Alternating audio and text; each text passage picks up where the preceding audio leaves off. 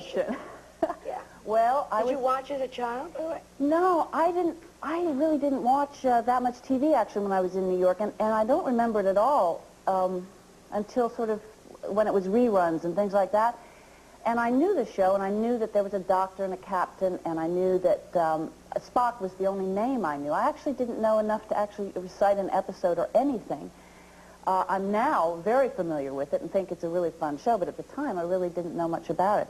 I was out testing for something else in L.A. I was doing a play in New York, because I live in New York primarily when I'm not working out there. And I was on my way to the airport and called my agent, and they said, you've got to go over and Star Trek The Next Generation. And I didn't really have an understanding of the phenomenon. I didn't realize, so there was no huge impact like, oh my God, they're going to do another show.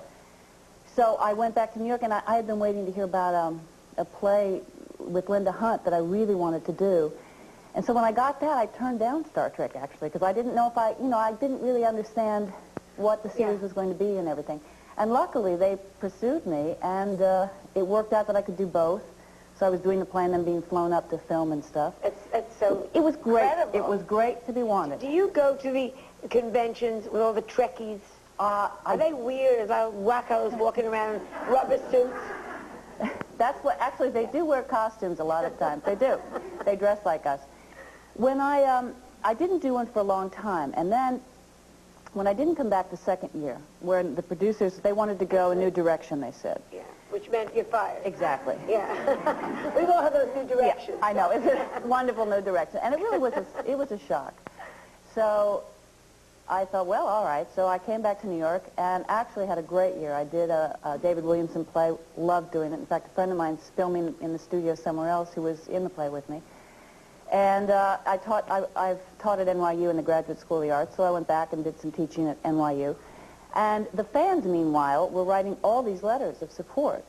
And so I thought, you know, I should do something just to say thank you. And because it's a wonderful thing when people are really generous and they're not just writing and say, give me 18 autographs on an index card, but they're really saying, we really liked your work. I can't believe that you're not there. And they were really lovely letters I got. And it made me feel wonderful. So I would get them from children and adults, every age range. And the upshot was, well, I don't know if it's the only reason, no one will say that, but I think it must have had some influence. I was asked back for the third year, and they decided that maybe the new direction wasn't the good direction. Did you get more money? Well, I'm not telling. I mean, if they realized they made a mistake and you had been so sad in New York, I think there should be some, little bonus in there somewhere. Well, I would hope. But would you want to live in the future, or are you happy where you are now? Well, I'm happy where I am now, but I would have nothing against living in the future. Oh, but I wanted to ask... I wouldn't want to ever live in the future. Wouldn't? Ugh, I'd like to go in the back. I'd like to do that, too. Very rich in 18th century France. Well, but big bucks. Come and do a guest shot on this show. We can get you in the holodeck, and you can go back in time if you want, to any period. That's great. Yeah, we can go back to the really nice dresses or whatever. I was going to say, though, in the conventions, some of these people, I know they get really bad press because of, like, I think Bill Shatner went on that Saturday Night Live and said, get a life or something. Yeah. And obviously, with fandom on a certain level, there are some people who are obsessive about it, but there's a lot of people who just look at these conventions like it's a gathering of their friends. It's a social club, and they have a ball, they have a costume party, they're having Halloween every time they ever do this, Yeah. So, actually, I don't know. If it doesn't hurt anybody and they're having a good time, enjoy themselves. Let me ask you, your hair is so gorgeous. Now, this is your real hair. This is my real hair. Now, why do they put you in that wig? I know. Everybody asks this. Well, I'm joining the group. Well, I guess because I think I look older on the show than I am. And how nice for you. Yeah, really. It's just what you want, I know. Yeah.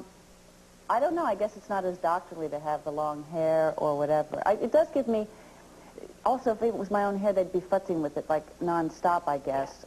This gives me flexibility. Like, I did a play out in Los Angeles where I could use my own hair. It sort of changes the way I look. So, in a sense, I don't mind.